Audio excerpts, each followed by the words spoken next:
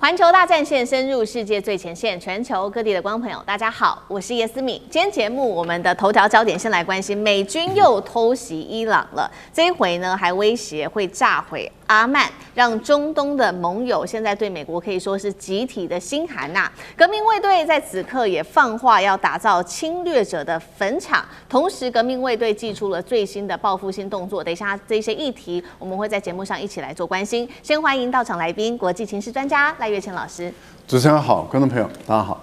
淡江大學財經系教授聶建中老師。思敏，各位觀眾大家好。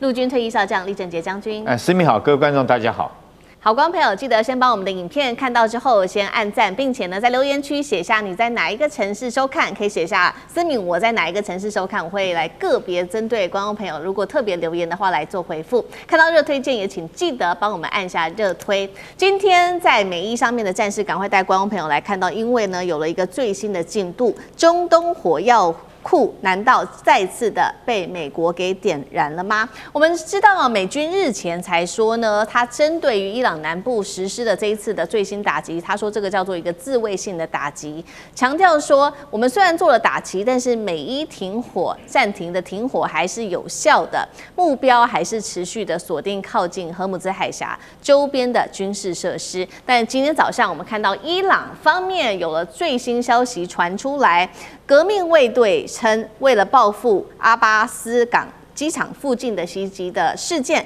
已經正式的對美國的空軍基地發動了打擊。這是我們收到的最新消息。除了針對美軍基地之外，同時伊朗也說了，現在更向4艘試圖穿越荷姆茲海峽的船只正式的開火了。兩大動作是在今天早上我們收到的最新消息。好，另外在美軍在這個行動不久之後，除了剛剛的2項的這個軍事打擊之外，我們來看到的是，在伊朗的南部的地區，南部的戰略港市，這個是阿布斯港，又接連傳出了多起的爆炸聲響，而且至少有3到4次的爆炸聲響。防空系統一度是啟動，目擊者說他有聽到戰機在空中當時飛行的非常的大聲，而且呢還疑似有聽到地對空飛彈發射出來的這樣子的一個聲音。而革命衛隊其實他們的領袖非常的火大，高層也直接對美國喊話了，他說接下來從查巴哈一直到馬夏這些被美國攻擊的地方，都會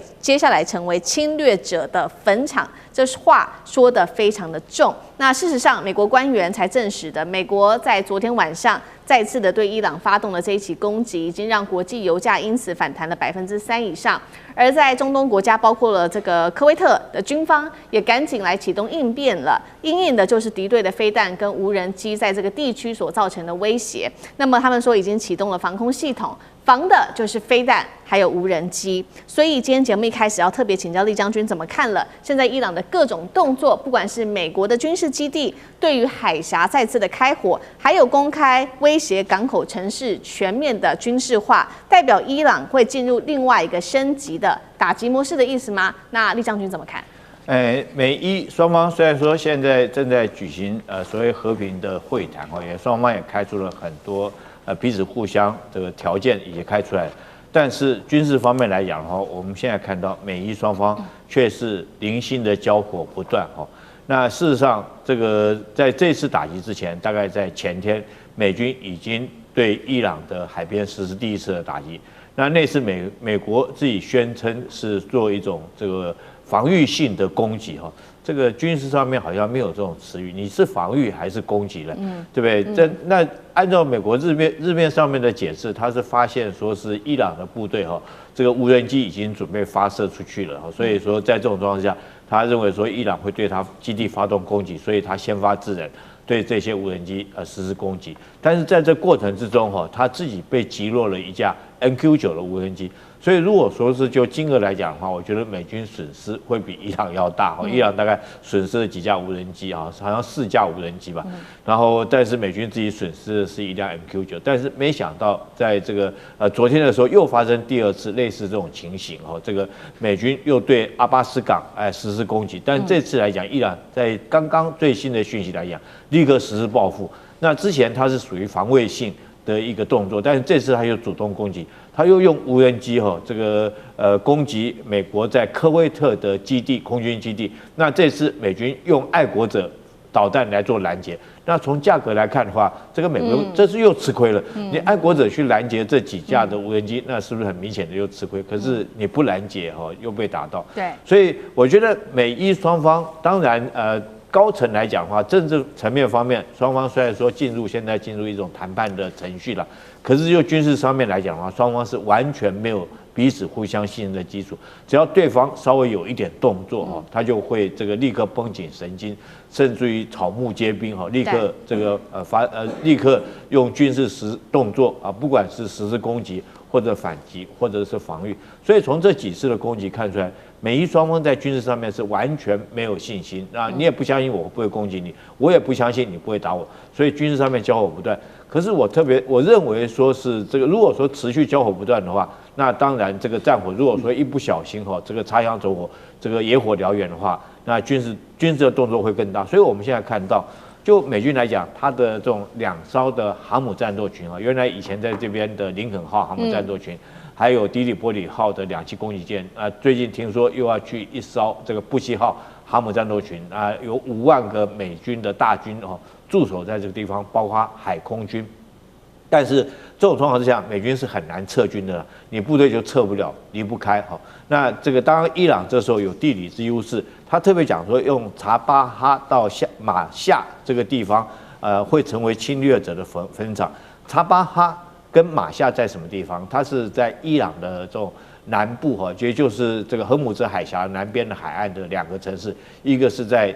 伊朗的最東端，一個在西端。也就是說，它沿着海岸線這一線來講的話，它會在這邊構築它的防禦陣地。當然，這些防禦的工事，我相信包括到地面的防禦工事包括到海空的防禦工事。那我們看到這次這個 MQ-9死神無人機又墜毀1架，之前就已經這個被伊朗擊毀24架，那這一架來講應該是第25架無人機被擊毀。那我們不禁要懷疑，以伊朗來講的話，它現在可以說是毫無空軍的力量，因為它幾乎沒有空軍的戰力戰機幾乎有啦，但是都是老舊型的空軍包括到這個 F4U04 戰機 F15那種這個 F14 的這種老舊型的熊貓戰機那都已經是30-40年代以前的戰機。那當然地空的中長程導彈它都沒有，它現在唯一有的這種防空武器，大概就是短程的箭射型的防空武器，有他自己研發的，也有俄羅斯給他的柳樹型。那當然傳說中也有中国給他的紅鷹箭射型的這個彈道飛彈。但是為什麼光靠這些短程的這個防空武器它就可以獲取制空上面一定的這個戰果這確實是值得我們學習軍事的人去研究的。因為如果說在這種情況下，而且它對抗的是這個世界制空的強權美軍居然到目前為止，如果說之前說42架，今天加這一架的話，等於43架的戰機已經被擊毀了。那伊朗憑什麼可以做到這一點？所以我們要知道這個如果說美軍在伊朗方面就沒有辦法100%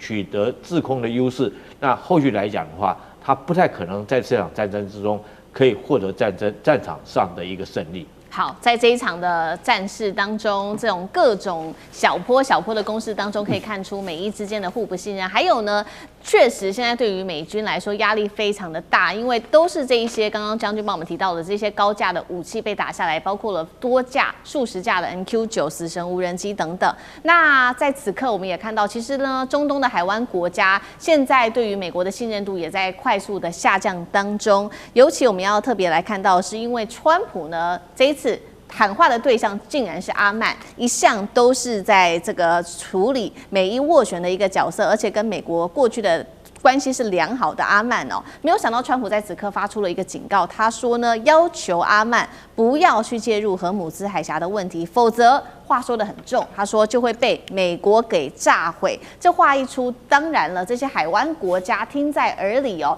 更是緊張了。但是呢，在此刻，竟然我們看到川普還是繼續的推動亞伯拉罕協議，要希望這一些中東國家跟以色列的關係正常化。當然了，這些國家立刻做出了反應，包括了巴基斯坦拒絕之外，沙烏地阿拉伯也是說呢，除非巴勒斯坦建國，要不然他也不願意加入。所以看到整個阿拉伯國家的態度都開始出現了明顯的鬆動。接下來海灣國家還會願意綁定美國的這些軍事基地啊什麼的在他們當地嗎？還是會開始向中國大陸來靠攏？賴老師怎麼看？我覺得海灣國家在產生變化，這是一個很根本的一個問題啊。過去是海灣國家的遜尼派跟什葉派之間的矛盾，這個矛盾有宗派之間的仇恨跟鬥爭啊。所以對於海灣國家來說，他們對於伊朗是恐懼的，是畏懼的，所以他們需要美國提供給他們一個安全保障。那他們怎麼樣讓美國願意提供給他們安全保障？他們當然就付出很高的代價，向美國購買龐大的軍事武器裝備，然後讓美國在他們的國家內設有很龐大的軍事基地。這個好像跟台灣很像，就是設有很龐大的軍事基地在裡面，讓美國駐紮在那個地方。然後再加上他們在石油上，他們跟美元掛鈎，來幫助美元國際化。所以他們等於是付出龐大的代價，來換取美國對他們的安全承諾、安全保障。結果在這一次的這個美伊的開戰中，也就是說，美國發動了對伊朗的不正義之戰，在國際上是被譴責的，在聯合國上是違反國際法的，所以它事實上是孤立的。也就是美國跟以色列對伊朗發動的戰爭，在全世界，美國跟以色列是被批判的，包括美國的盟國、傳統的盟國、歐洲的所有的國家都不敢跟美國站隊。那在這樣的一個情況，我們看到海灣國家。因為在過去讓美國在那個地方設軍事基地，讓美軍駐紮，讓美軍可以使用海灣國家的軍事基地對伊朗進行攻擊，而他們招來了殺身之禍。他們招來了殺身之禍，因為伊朗完全有正當性。為什麼？因為按照戰爭法的規定，你可以對源頭進行打擊。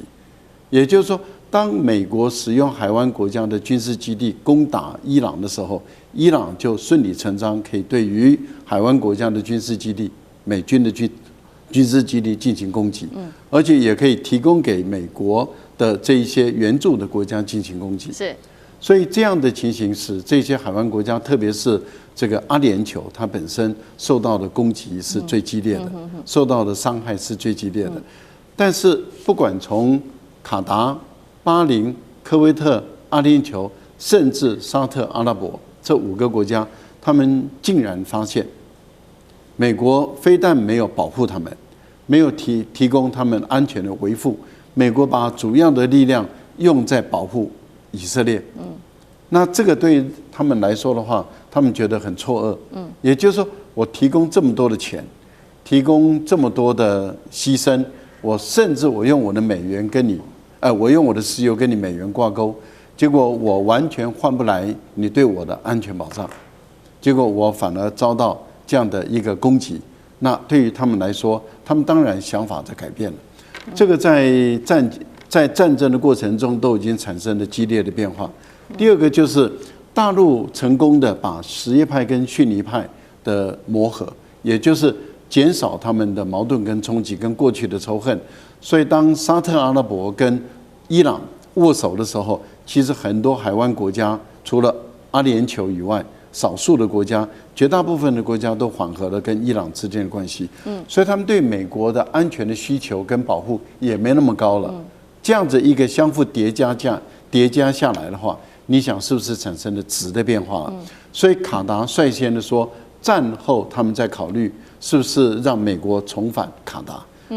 卡達如果這樣做，那阿聯酋如果也這樣做的話，伊朗在美軍在海灣國家能夠在使用的軍事基地就變很少了。可是問題就在於海灣國家，那它的武器裝備怎麼辦？過去使用的都是美式的武器裝備，跟少部分的歐洲的軍事裝備。那未來很有可能會採用巴基斯坦的模式，也就是海灣國家出錢，向中國大陸買武器裝備，交給巴基斯坦，巴基斯坦訓練出他們的軍隊來幫他們的成為他們的傭兵來保護他們的國家，這不是就是三全其美的一個做法嗎？對美國反而是最不利的。好，我們看到這一場戰事，現在呢也因為現在看到整個地缘政治的變化，海灣國家对於美國的態度已經開始出現了非常明顯的一個轉變哦，是為求自保，他們已經開始改變自己原本的這個態度了。那另外一方面，其實呢，對於川普的不信任度，除了來自於海灣國家之外，包括美國自己的人民也非常的不信任川普，而且呢，最新的民調，美國的社會整體是非常厭戰的，不管是多家媒體。現在看出來的民調都是顯示如此哦。我們先來看到最新的一個民調是福斯新聞，他說60%的民眾支持限期，趕快結束這一場戰事吧。然後呢，《紐約時報》有一半的人主張立刻停火，華郵65%說不信任美國有能力可以阻止伊朗擁核這件事情，只有22%認為戰爭可以摧毀伊朗的核計劃。英國學者也說呢，現在美國進入了麻煩期哦，短期戰爭的謬誤當中。以為說靠着這一些高科技AI 的火力可以快速的解決這場戰爭，結果現在自己難以抽身了。聶老師怎麼看 ？OK， 我覺得短期戰爭啊，這個 short run 的這個 war， 他認為這個謬誤呢，原因產生只有一個啦。川普這個人，他的狂妄、自信、自大，然後沒有周密嚴密的一個事前計劃嘛。我覺得這就是他的謬誤啊。其實當時他在要攻的時候。那個五角大廈都不認為現在該攻，因為你還沒有完整計劃你就攻了。川普只是用他過去1987年裡面書所寫的攻擊再攻擊。當我要你投降，我跟你在談判桌上談的4個東西，你竟然好像每一個都不想答應，我就先打你，打到嚇到你以後，你就會接受啦。他以為這樣一下就打倒了，那時候還喊最多4天。請問現在已經幾天了？快近100天了嘞，已經90天了。我先一個重點，當時4個重點是什麼東西呢？他幾乎都沒拿到。你知道，今天其實有一個訊息說，他們要簽一個和平協議，是一個臨時的和平協議的草案的暫定版，臨時哦，又草案哦，又暫定。請問你覺得他們結束了嗎？之前講說已經達到95%可能和談了。我跟你講，現在已經不叫戰爭，就是和談，到底要不要談？我覺得談的問題最大的問題就在，因為伊朗知道美國你這個川普是不可信。我們所提的東西，包括第一個，你不要再打我們。川普可以說我不打了，可是我要國際保證，西方世界盟友都要保證。你知道，他也去游說了歐洲國家。我跟你講啊，他們不相信川普，因為講了川普講，將來還是會打我。你看這幾天不是一樣嗎？他沒有辦法簽下去啊，不是伊朗的問題，是川普的個性讓他們不敢簽。第2、第3、第4都跟錢有關嘛，不管是經濟的制裁的鬆綁，或者是這個資產的解凍，有沒有？當然這有可能資產解凍，那經濟美國也不會把它鬆綁。最後一個就是要賠償，當然這個讓川普非常火了哈。那不管怎麼說，所以伊朗不能讓，他就不讓嘛。可是美國呢，消耗戰這不對稱打得這麼嚴重，他不能不讓，他必須讓啊。那這時候川普怎麼辦？他必須找下台階。川普就也很可憐啊。大家問他說：“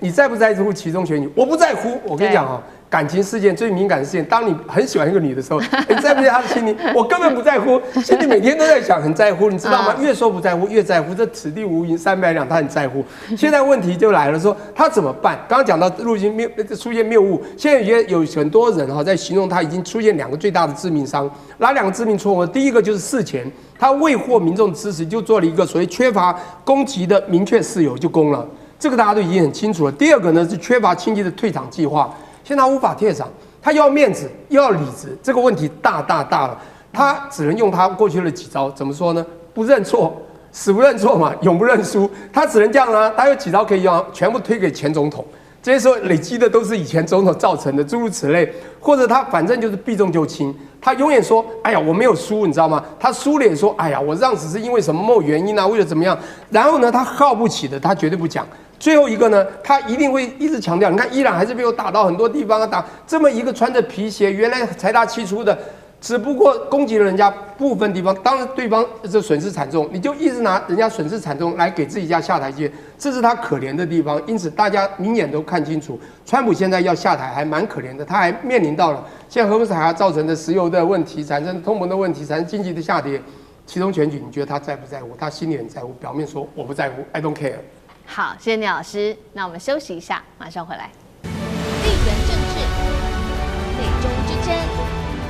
戰略價值、強權崛起、小國生存。